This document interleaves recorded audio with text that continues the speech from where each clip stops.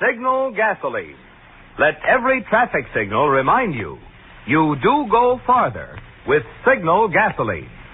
Yes, you do go farther with Signal.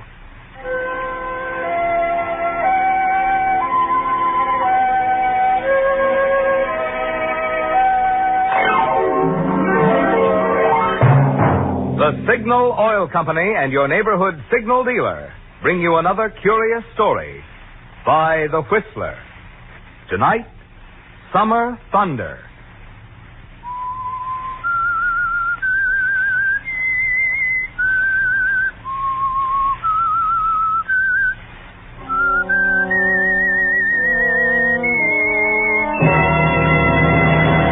I am the Whistler, and I know many things, for I walk by night. I know many strange tales hidden in the hearts of men and women who have stepped into the shadows. Yes, I know the nameless terrors of which they dare not speak.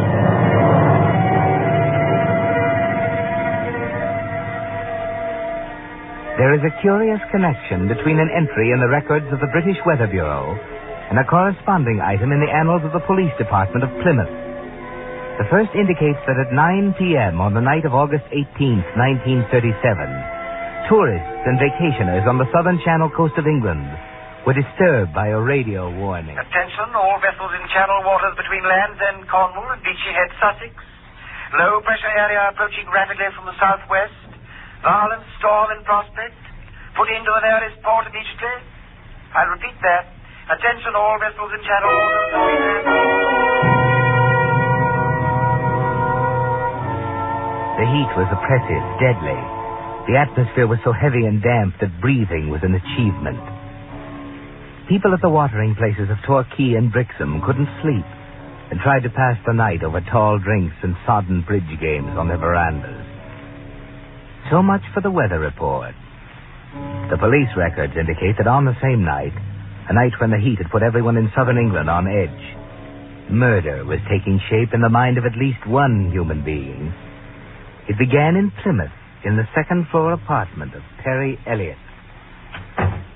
Claudia, for heaven's sake, where have you been? I've been calling all over town for you. I'm sorry, Perry. It's 9 o'clock. I know it's 9 o'clock. Well, why didn't you call? I thought I'd better wait. Will you come to the point? Perry. I'm sorry, dear. This blasted heat's getting on my nerves, I suppose. I know. Now, come on. Let's sit down here and I'll explain. Now, I know this is going to be difficult for you, dear. I want you to try and understand. What are you getting at, Claudia? I've been up to Ivy Bridge. What do you mean? I've just had a talk with your Uncle Rodney. Claudia, you had no right to... Perry, let me finish. He realizes now how very foolish it was to disinherit you. I think it was a good idea. For the first time in my life, I'm free. Listen, Claudia. I know him like a book. He's frustrated. He doesn't know which way to turn. He's discovered for once there's something his filth and money won't buy for him. He can't pull strings anymore and watch me jump about like a marionette. Perry, you don't understand. I'm afraid I do. Did he call you? No, it was your aunt.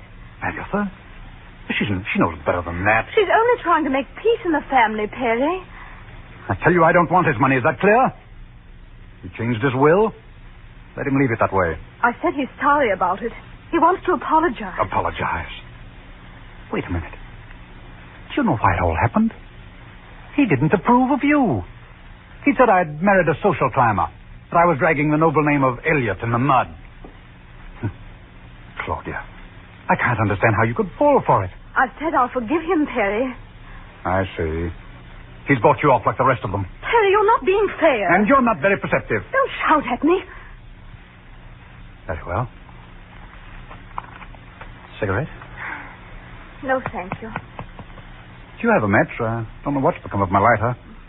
Here you are. Thanks. Well, Perry? Claudia, darling, tonight, for the first time in my life, I feel quite capable of killing a man. Perry! I'm rather pleased about it. It'll put me on equal terms with Uncle Rodney. What do you mean? I'm going to see him, dear. When? Now.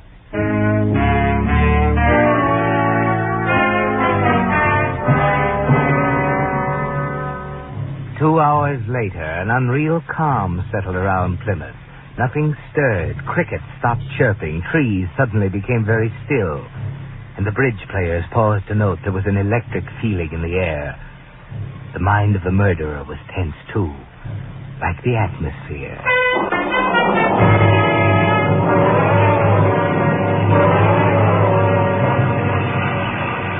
Then it hit. Bridges washed out. Roads became bogs.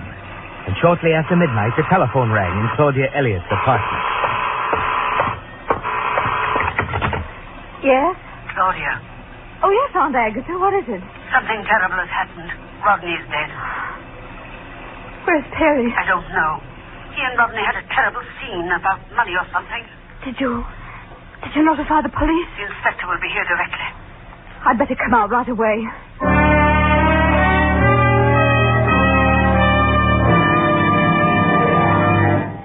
Here's something for you drivers to think about. Do all Chevrolets get the same number of miles per gallon of gas? Do all Fords? Of course not. For it's an established fact that the mileage you get depends on three things: the condition of your car, the way you drive, and the kind of gasoline you use. Well, those first two factors, they're up to you. But when it comes to gasoline, that's where I come in. For the same company that sponsors the Whistler, Signal Oil Company, also makes the gasoline that's become famous throughout the West as the Go Farther gasoline. Yes, for years, wise Western drivers who kept careful record of mileage found you do go farther with Signal gasoline. But what's most important is that even today, you still go as far as before the war with Signal, and I'll tell you why. You see, although certain high-octane anti-knock ingredients are reserved for war, the mileage ingredients which made pre-war Signal famous are still in today's Signal formula. And what's more, new hydrocarbons rich in mileage have even been added. Oh, but you're not interested in chemical formulas. You're interested in miles. And there's an easy way to prove that for yourself. Invest your next gas stamps at one of the friendly stations displaying Signal's yellow and black circle sign. Let your own car prove that it's as true today as before the war.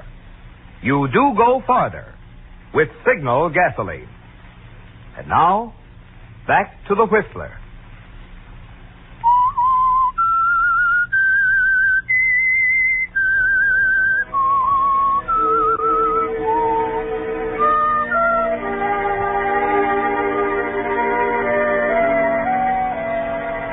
You're stunned, Claudia, as you hang up the phone.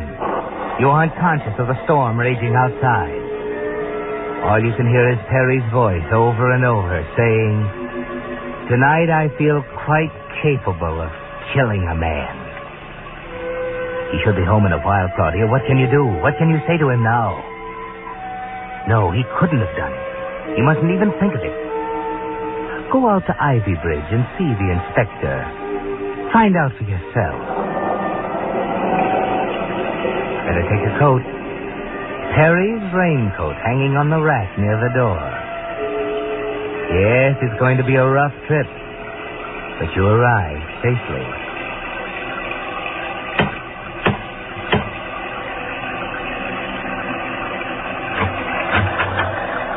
Evening, madam. Hello, Edmund. Is the inspector here yet? Not yet, madam. I expect the storm will delay him considerably. Where's Aunt Agatha? Upstairs, madam. Be down directly. Edmund, tell me what happened. Where is the Bobby. In his room, on the floor. Exactly where I found him. You found him? Yes, madam. I found him. You don't seem very disturbed, Edmund. I'm not, madam. I see. For 20 years I served him. Now I'm through. No, madam. I'm not disturbed. Oh. What are you looking for? Oh, I had some cigarettes somewhere. There's some on the table. Oh, thank you. Matches there, too. Oh, thanks. I've got a lighter. Could I take your coat, madam? Thank you. Get a soaking, madam. Edmund, may I see the body? Well, I don't know, madam. The inspector said to leave everything as it was. Please, it's very important. I won't touch anything. Very well. This way. In here, madam. Oh. He was strangled with a chain. The marks are still in his throat. A chain? Oh, but his head. Oh, bloody. He was struck first, madam. Oh, no. No, he couldn't have done it. Not Perry. Not Perry. Come along, madam. Claudia, dear, where are you? Oh, Aunt Agatha. Claudia, darling. Why did you take her in there, Edmund? He asked me to, madam. You should have known better. There, dear. You may go, Edmund. Oh, it wasn't Perry, Aunt Agatha. Really, it wasn't. He said some awful things, but really... Just a minute, dear. Oh, no. I said you may go, Edmund. We won't need you anymore tonight. Very well, madam. Aunt Agatha, I must try and call Perry. He may be home by now. You can't, dear. The lines are down. I just tried. Oh, what can I do? I'm sure he didn't do it. Of course he didn't. I'd better go back. The roads are impossible, dear. You'd be taking an awful chance. I know it, but Now suppose you get some rest. The storm will very likely blow itself out before morning, and you can go back to town with the inspector.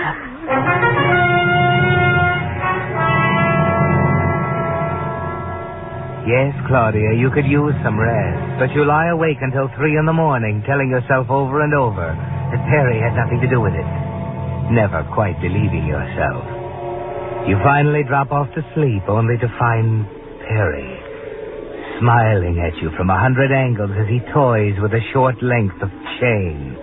You're trying to tell him, trying to explain, but he continues to smile and tie loops and knots in the chain, until finally... morning. 6 o'clock by your watch. All you can think of now is finding him. You dress hurriedly and leave while the others are still asleep.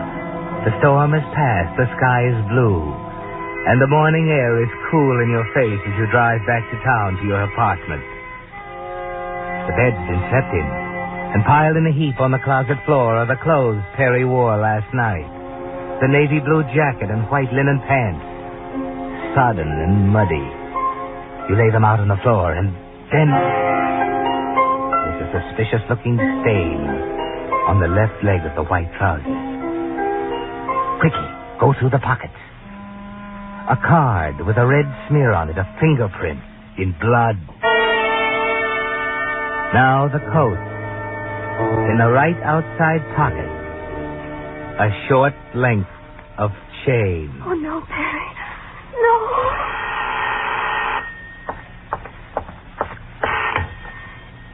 Yes? Inspector Dutton, City Police calling. Is this Mrs. Elliot?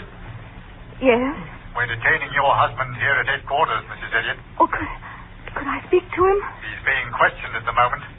If you don't mind, I'd like to come out and have a look at your apartment. Oh, of course. Righto. I'll be out in 20 minutes. Very well.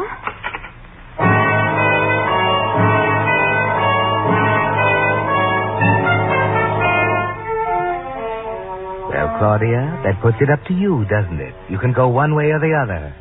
You can produce the piece of chain and the blood-stained linen trousers and see Perry safely off to the gallows. Or you can do what you really want to. After all, does it matter what he's done if you love him? You better decide, Claudia. There isn't much time. First you burn the cards. Then connect the electric iron, get out soap and warm water and a bottle of benzene. Blood is nasty stuff to get out, isn't it? It takes a lot of scrubbing.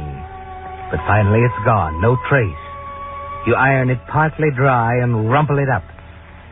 There, a little dust from the floor and you can't tell it's been touched. But what can you do with the chain? There's the inspector. Quickly, Claudia, put it anywhere. In your purse, that's it.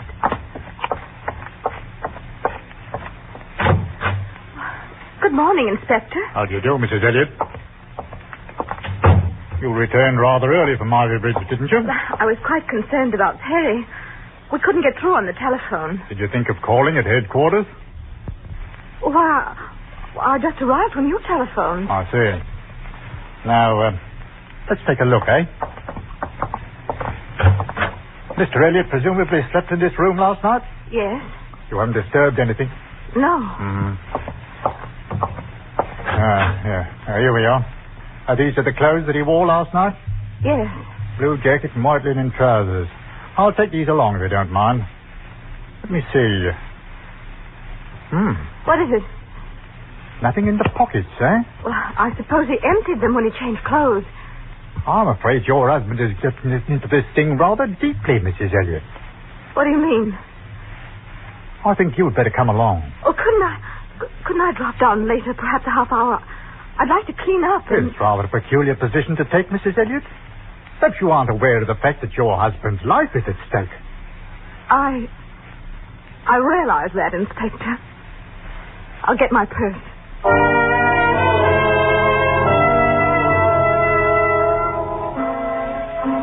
Yes, Claudia, your husband's life is at stake. And you realize as you ride to headquarters with Inspector Dutton that his fate may depend on what you do with that short piece of chain in your purse. Oh, Inspector. Hey? I've got a frightful headache. Would you mind stopping for a minute at that chemist? I'd like to get an aspirin. Well, of course. I'll get it for you. Oh, no, please. Well, I insist. It'll only take a Oh, moment. but I'd rather... I'll be back in a jiffy. You can still get rid of it, Claudia. Look, here comes a dump truck. It's filled with dirt. Throw it in the back. Ready? Now! Missed it. You see it, Claudia, lying there in the street next to the car. Pick it up. Hurry. Oh. Here he comes. The sewer, right next to the car. Coming around the other side, he can't see you. Throw it. Oh, here we are. Well, they didn't have any aspirin. Will a bromide do? Oh, yes. Yes. That will be splendid.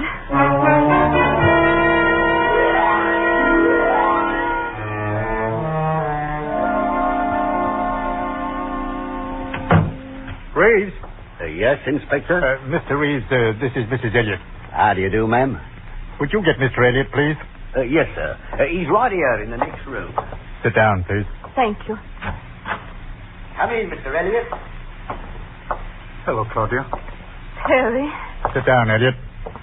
Now, I want the complete story this time. I must warn you that anything that you say may be used in evidence against you. Take it down, Reeves. Yes, sir.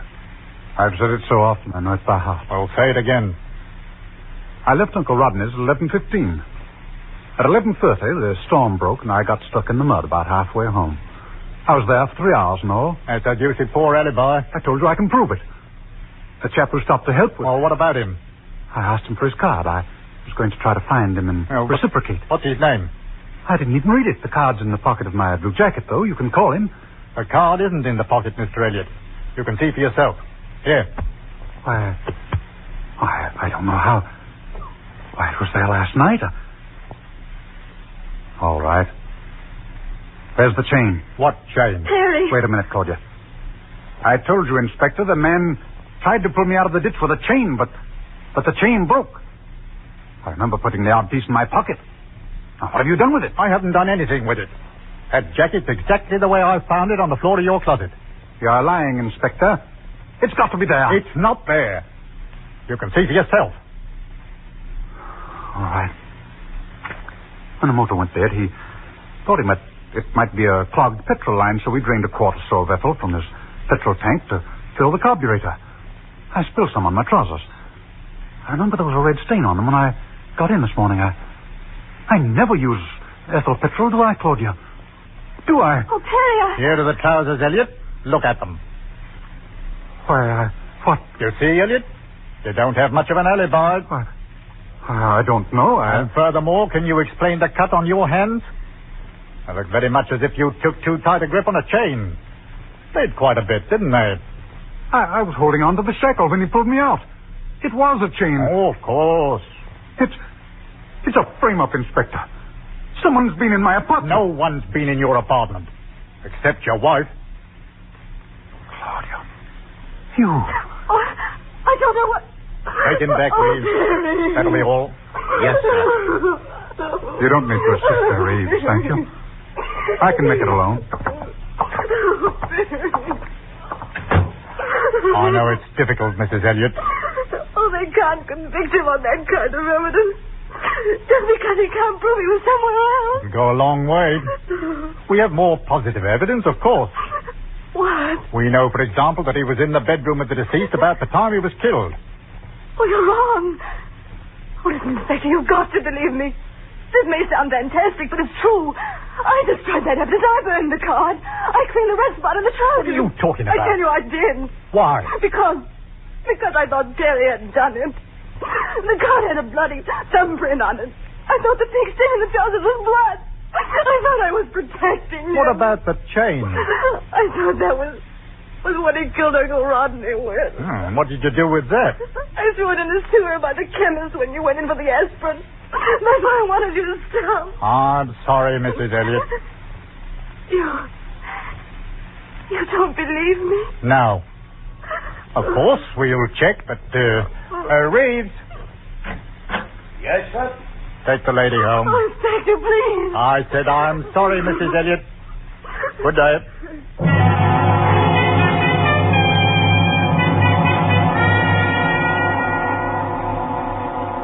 Well, Claudia, you're finally beginning to grasp the horror of the thing you've done. You couldn't have made a smoother job of it if you tried to frame your husband. There's no way out. Or is there? You do believe Perry, don't you? He didn't do it. But if he didn't, who did? Rodney wasn't what you'd call a model of popularity. He had enemies, plenty of them. Some, perhaps, with motive enough to kill him. Who would know? Aunt Agatha. As soon as you can get a call through to Ivy Bridge, you telephone her. Perhaps she can help. You feel better when she arrives at the apartment late in the afternoon. I'm so glad you've come, Aunt Agatha. I've made a terrible muddle of things. I wish there was some way I could help, dear. You believe Perry, don't you? Believe what? He's getting stuck in the ditch and having the man help him. I don't know. What do you mean? He acted so strangely with Rodney last night. I tried to make him understand, but first thing I knew, Rodney said some things he shouldn't have said, and there was a horrible scene. Perry went into a blue rage and threatened Rodney. I had to leave Claudia. I was afraid of him. What's that? Oh, the back door blew open. Oh, I'll get it. Oh, leave it. It's so hot. Aunt Agatha, he couldn't. I know Perry has a temper, but he's kind and good. Oh, don't you see? It must have been someone else. But who, dear? Oh, I don't know. But Uncle Rodney had lots of enemies. There must have been someone who would gain something by his death. Don't you see? Perry had nothing to gain and everything to lose. But he wasn't thinking clearly, dear. Oh, you must know of someone else. That's really why I asked you to come here. There must be someone. Why, I don't know. Agatha. They can't convict him just because he can't prove an alibi, can they? Well, I think that's pretty important. The inspector said something about more positive evidence. What did he mean? Why, I don't know. The lighter, perhaps. The what? His cigarette lighter. They found it next to the body. Next to the... Well, that's impossible. What do you mean? He didn't have it last night. He left it in the pocket of his raincoat. I had it. I used it right there in the house. And when I came back this morning, I left the coat. Agatha, somebody took that lighter out of the coat and put it near the body before the police arrived. Afternoon, madam. Edmund, what are you doing here? You listen at the door, Miss Agatha. Eavesdropping. So, that's it. You, Edmund. Better take it easy, madam. I've got a gun.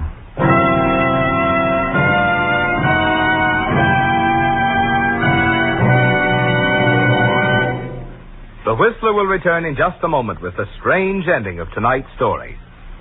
Meantime, I'd like to tell you about two live-wire young Californians who typify the more conscientious, more thorough service your car gets from a privately owned signal station. I'm talking about Bud Morley and Frank Sager, who just a year ago took over their own signal station in Burbank, California. Both, of course, had years of experience servicing cars. Well, before long, Bud Morley and Frank Sager had more than doubled their business. Now, there must be good reasons for such success, and there are. Those boys are friendly, courteous, eager to please. They not only give service with a smile, but include many little unasked-for extras. For after all, being in business for themselves, they have a personal reason for keeping customers so well pleased they'll come back again and again. And there, friends, you have the important difference in signal service, a difference in thoroughness and conscientiousness that can add so much to the life of your car. What's more, it costs nothing extra. It's ready for your car at your neighborhood Signal gasoline dealers. And now, back to the Whistler.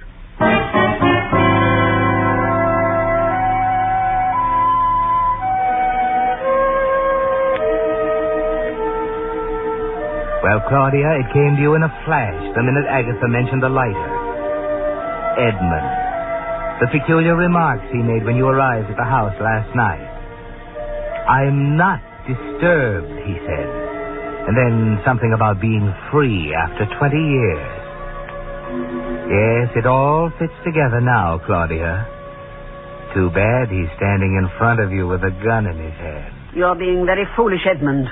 You think you can get away with this? Matter of fact, madam, that's precisely what I was going to ask you. What do you mean? Edmund, you took the lighter, didn't you? You put it in the bedroom next to the body before the police arrived. Begging your pardon, Mrs. Elliot, but if I may say so, you're underestimating my intelligence. Do you think I'd be so foolish as to plant a piece of evidence which I knew wasn't there at the time of the killing? I saw you use the lighter, you know. I took your coat. Edmund, I refuse to listen. That will be enough from you, Miss Agatha. You'll have your chance to talk directly. Inspector Dutton is on his way. What do you mean? I heard you saying that Mr. Perry had nothing to gain, Mrs. Elliot.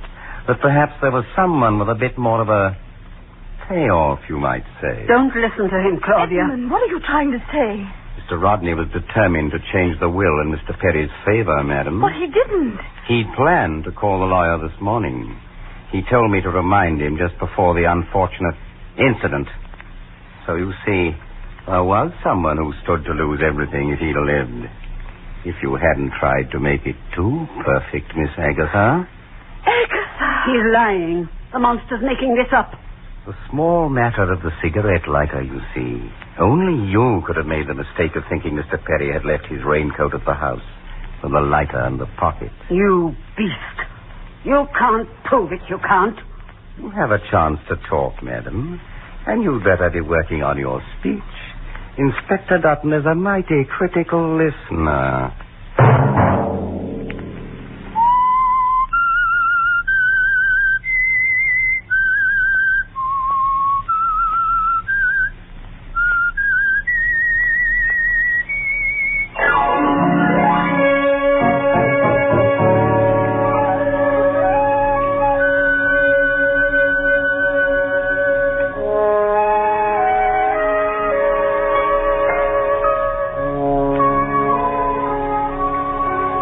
Next Monday at 9 o'clock, The Whistler will bring you another strange tale.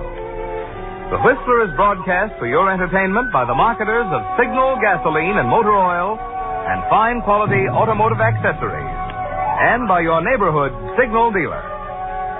This program, directed by George W. Allen, with tonight's story by Harold Swanton, music by Wilbur Hatch, is transmitted to our troops overseas by the Armed Forces Radio Service. This is Marvin Miller speaking, and suggesting that you let every traffic signal remind you that you do go farther with Signal gasoline.